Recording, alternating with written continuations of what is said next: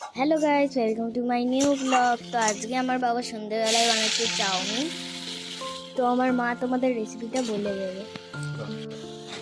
চাউমিনটা আগের দিয়ে সেদ্ধ করে আমরা রেখে দিয়েছিলাম।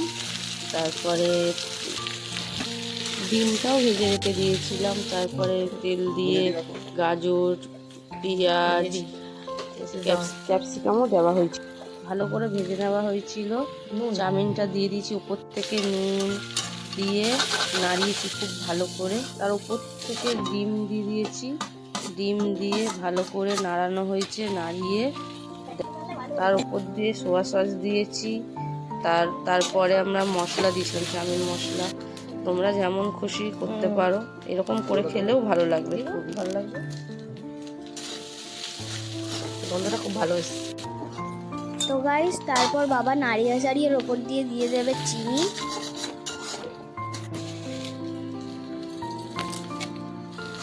চিনি দেওয়ার পর বাবা সবাইকে থালায় ভাগ করে দেবে।